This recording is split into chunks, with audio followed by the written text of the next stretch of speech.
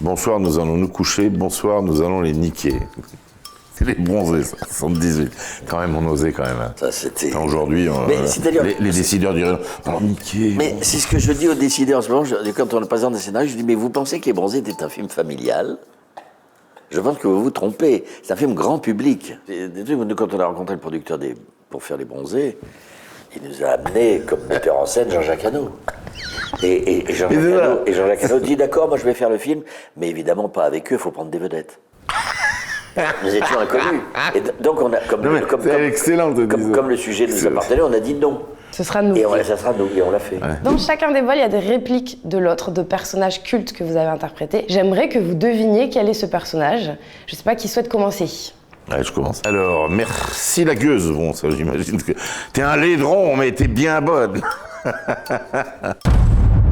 On s'est beaucoup amusé avec Jean-Marie Poiret à écrire le film, à créer les personnages, et on était extraordinairement dynamique et content de le tourner. On avait le sentiment qu'on faisait quelque chose de bien et que ça allait plaire. On l'espérait, mais on espérait. Mais on ne peut jamais savoir qu'un film va devenir un film avec cette ampleur-là. Jamais, jamais. Alors moi, je sais que j'avais lu le scénario parce qu'on m'avait proposé le rôle du dentiste. Et à l'époque, je commençais à écrire Les Trois Frères, donc j'avais pas le temps. Et je peux vous dire que ça s'appelait Charles... Chevalier de Louis Legroux, un truc voilà, comme ça. Exactement. Ouais. Tout de suite, on voit quand même... Et est-ce que c'est le personnage dont on vous parle le plus, Christian ? C'est un des personnages dont on me parle le plus. Oui, parce qu'il a frappé... Enfin, il y a deux personnages dedans. Il y a Jaco et son ancêtre. Ce qui était d'ailleurs étonnant, parce que quand on a fait le film, il y avait quand même toute une dimension en vieux français, et il y avait beaucoup de financiers qui étaient très frileux par rapport à ça. Et on a mis beaucoup de temps à avoir ce qu'on appelle le feu vert pour faire le film, parce que les gens disaient « Ouais, vous comprenez, les gens ont déjà du mal avec le français, en vieux français, ça ne marchera pas. » Et c'est ça qui est devenu culte, finalement. Et en fait, c'est ça qui est devenu culte, c'est ça qui est intéressant. Donc, c'est te dire à quel point on ne peut pas penser que ça va devenir. Il est où le cucu et il est où la tétette ? Non, oui. Je vois qu'on a des dialogues, quand même. Oui, non, mais parce que les sortir du contexte, c'est toujours compliqué. Mais bon. On a honte, il est où le qui. Ça, c'est leur premier film. Ouais, Les Trois Frères.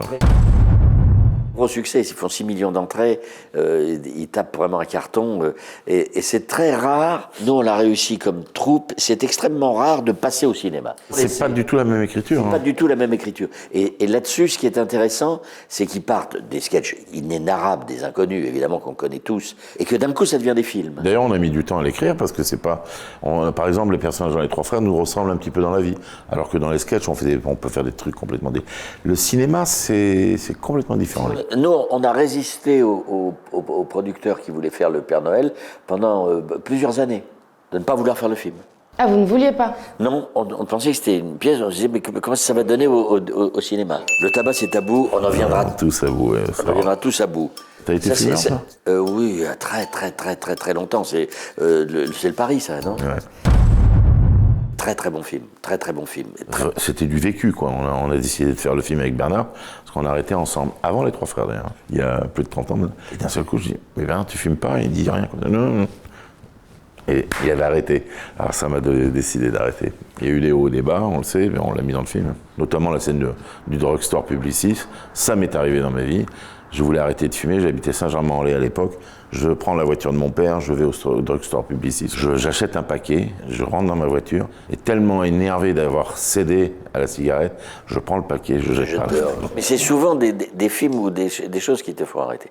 Moi j'ai arrêté de fumer, je me souviens, une semaine avant de commencer les répétitions du Fil à la patte. Et je me suis dit, la voix ne tiendra pas. Et j'ai arrêté, j'ai écrasé ma cigarette, j'ai jamais repris. Plus jamais ? Non. Il faut que je tourne un film alors. Vous êtes myope des yeux, myope du cœur et myope du cul. Oui, bon, ça je connais ça. Ça me rappelle quelqu'un qui a disparu. Ça c'est Le Père Noël est une ordure. C'est le premier transgenre du cinéma. Katia, oui. Bah oui. Le Père Noël, on l'a joué à la Gaîté Montparnasse, c'est deux pas d'ici. Tout petit théâtre de 400 places. Donc c'était un happening absolu. On a joué la pièce, je crois, 500 fois, quelque chose comme ça. Puis après le film, c'était merveilleux. Le public était dans un état presque d'un concert de rock'n'roll pour venir voir le Père Noël. Cela ne nous regarde pas. Ah oui, mais ça c'est un sketch, ça. Oui, mais... Oh oui, ça c'est les journalistes sportifs. Vous êtes conscient que les extraits continuent d'énormément tourner sur TikTok et etc. Par mes filles, je suis au courant de certaines choses, mais moi, TikTok, je regarde pas. Moi non plus, je regarde rien de tout ça. Mais Je ne suis pas du tout branché sur les réseaux sociaux, mais on nous dit, oui. On nous dit Oui, des c'est ça, choses. ouais. Dans ma jeunesse, j'ai émasculé un scarabée à 30 pas. Vas-tu risquer ta Oh descendance? oui, ça, oui, d'accord, ça, je sais ce que c'est. Ça, c'est... Ah, c'était, ouais, c'est dans le... les rois mages, ça. Ah, c'est dans les rois mages. Oui, Ah bon, d'accord. oui parce qu'on a vraiment un langage très fleuri. Mais c'est moi qui le dis ou c'est Pascal Lucimus? Ah, c'est vous qui le dites. Ah, c'est moi qui le dis. Et j'ai beaucoup aimé ce film, Les Rois Mages. C'est un film, d'ailleurs, qui vieillit très bien et qui vieillit aussi un étranger. Qui passe Il est beaucoup, profond. et qui Ouais. passe beaucoup, d'ailleurs. Et je sais que mon père adorait ce film-là, qui n'est plus de ce monde. Qu'est-ce que vous avez particulièrement aimé alors dans ce film? Vous dites que vous l'aimez beaucoup. On savait qu'on faisait un film un peu à part. Bien sûr, c'était pas Les Trois Frères, c'était pas le Paris, c'était quelque chose de plus... Comment dirais-je?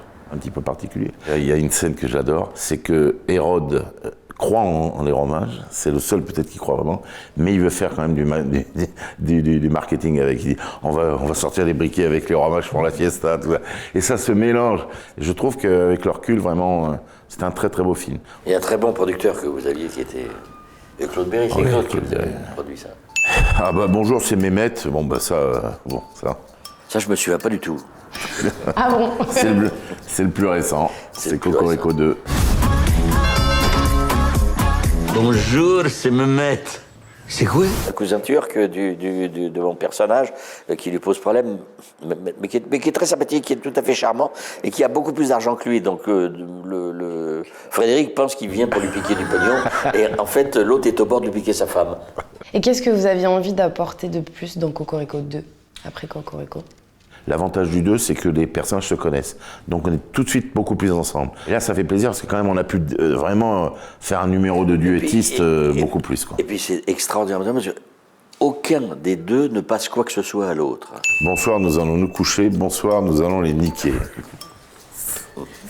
C'est les bronzés, ça. 78.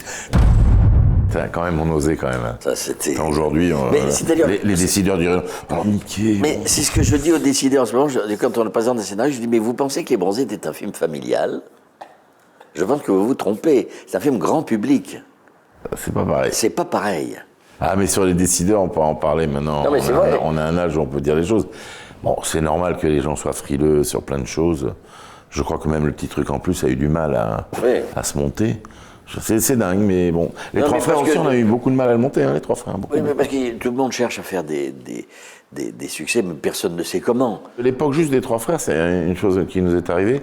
On était tombé sur des fans des Inconnus, et je leur pose la question, ça en 96, et le film, vous avez aimé? Ils n'étaient pas allés voir le film. Parce qu'à l'époque, c'était comme disait Christian, c'était pas évident. Souvent, les gens se plantaient au cinéma. D'ailleurs, ça arrive encore aujourd'hui. Mais alors, le fait d'être en groupe, peut-être ça aide, parce que... Ça, Hein, je crois. moi, je pense. Et quand Parce il qu'on est se à protège deux, les uns les autres et on se Et on a du redynamise. recul, ouais, et on a Parce du que recul, sinon, ouais. sinon, tu peux avoir des gros coups de blues quand même par rapport à des rendez-vous qui se passent mal. Non, on fera pas le film. Ah, ça aussi, on a Non, c'est vrai, tous connu ça. Qu'est-ce qu'on fait? Ben, je sais pas. En fait, nous y sommes arrivés, que ce soit eux, lui ou moi avec le Splendide, c'est parce qu'on montrait quelque chose. Il y a du public qui regardait ça déjà sur une scène. Alors qu'en soi, je pense qu'on serait arrivé avec Le Père Noël est une ordure sans avoir fait la pièce et la jouer. Ah oui, on alors. n'aurait jamais trouvé un centime pour faire le film. Nous, quand on a rencontré le producteur pour faire Les Bronzés, il nous a amené comme metteur en scène Jean-Jacques Hano. Et Jean-Jacques Hano dit d'accord, moi je vais faire le film, mais évidemment pas avec eux, il faut prendre des vedettes. Nous étions inconnus. Et donc on a, c'est excellent de dire ça. comme le sujet nous appartenait, on a dit non. Ce sera nous. Et ça sera nous, et on l'a fait. Ouais. Mais c'est souvent, d'ailleurs, les gros succès, c'est les prises de risque. Hein. Parce que si on veut refaire... d'ailleurs, le pire, c'est de vouloir faire un succès. Tiens, on va faire ça. Ouais. On va mettre... Ah oui, sur les Trois Frères, on disait, oui, vous avez mis un enfant pour faire du succès. Non, c'est parce que ça représente un peu la vie comme on avait nous. Non, moi qui c'est étais sincère, papa, c'est sincère. Il faut être faut absolument toujours. sincère. Les ch'tis, il est du Nord. Hein, Danny, il est incroyablement sincère. Hein, et tant mieux, d'ailleurs, parce que sinon, comme il y a peut-être l'IA, mais j'y crois pas. Putain, l'IA, t'imagines. Bonjour, les Trois Frères, le retour, Ouais, les bronzés. L'IA nous fera faire Cocorico 8 quand on sera mort, ça sera très bien. Bon, tant mieux.